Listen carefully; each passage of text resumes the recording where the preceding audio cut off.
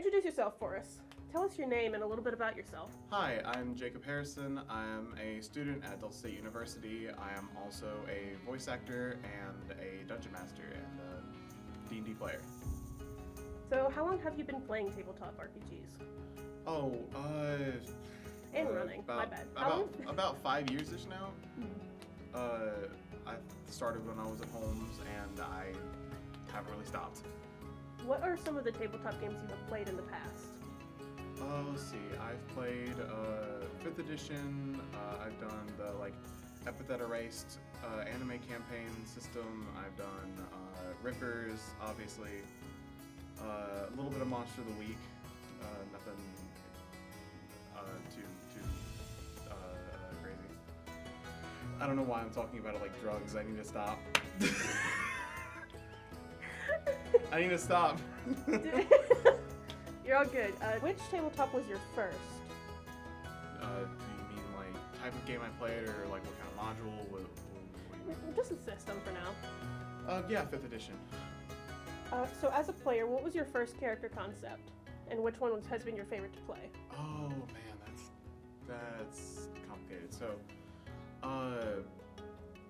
the first character I played as was like it was like a super edgy like necromantic cleric. Like I had a whole bunch of like spooky spells, like chill hand and things like that, to kind of make a whole theming around a character that like heals people, but in like a scary way that like, it's so dumb looking back on it. But my favorite one I've ever played was difficult to choose between. First one that comes to mind. First one that comes to mind. Give us the rundown of them. All right, fine. Peter Pizarro. Yes, yes. I was so glad you said Peter. Peter Pizarro is a character I play for the Epithet Erased version of anime campaign. He had the ability of transmission, where he could teleport around and do things with electricity, and he used that to deliver pizzas at first, until he was then recruited to help stop local crime gangs that were happening in the town that were affecting him and his business.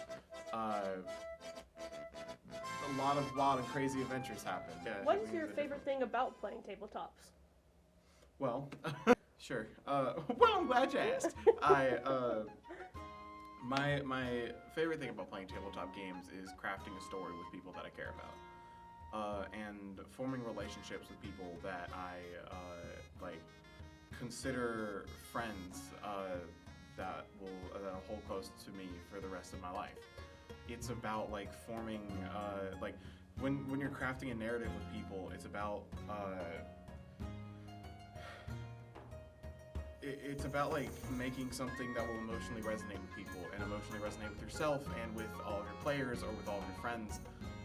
And it's being able to communicate that with your friends and with your DM and with, or if I'm the DM, communicate that with the players, setting an appropriate tone and that resonates with people, and creating moments where not only do you have laugh out loud moments of people doing something stupid or doing something cool, that it's also tragedy, and that to mix in with a comedy of looking at people's backstories and how those come back around to haunt them, and so on and so forth. So you said you've run games in the past as a game master. What is one moment from any of your games as a game master that sticks with you, for one reason or another? Yeah. Recently there was a situation in which one of my players carries around a little puzzle box with them that has, he is a cleric and his god is in a little puzzle box that he carries around with him. And there was a moment where he needed to prove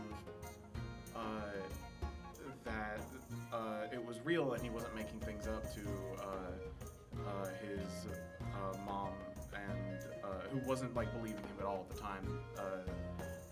They have a very they have a bad relationship. They're not very trusting of each other, and he was trying to get her to help him. And when he was trying to open this puzzle box, it's a trial every time he needs to try and get into contact with the divine being that gives him power, he like struggles to open this like I guess Yu-Gi-Oh style box, and there was a moment recently in which I gave a monologue because he tried to open it for her and then failed. And then every single member of the party had a different way of helping him turn, like, I think it was like an 8 on the die roll all the way up to like above a 20, if I remember right. Like every single member of the party did something different to give him different bonuses all the way up until he passed. And then he was able to open the box and like reveal the truth to everybody. But it's not really about that. It was about the friendship and like the proof of trust that was between 4 people that was able to make something magical happen. And I think that's cool. Last question, I believe. Unless you have anything else you want to talk about. Sure. What would you say to people who want to get into D&D or other tabletops if D&D is not their style? I would say, I mean, obviously the answer is like try and find somebody that plays, and then see if they'll try and help you get into it. But if that's not available, there's hundreds of thousands of like D&D podcasts, like live streams. I know Critical Role is very popular. The Adventure Zone I was talking about a bit ago. The Adventure Zone does more than just 5e. Right, yeah, the Adventure Zone's gone through a whole bunch of different campaign systems and settings. Although they're doing Blades in the Dark right now, which is a like heist-themed campaign. But I know in the past they've done Monster of the Week, where it's like Scooby-Doo, Stranger Things type thing. But yeah, if like podcasts and things aren't your style, people do live streams, or they'll play, and you can see like faces and roles, and a lot of people do maps. Don't even believe, I don't know why I haven't brought it up yet. Dimension 20.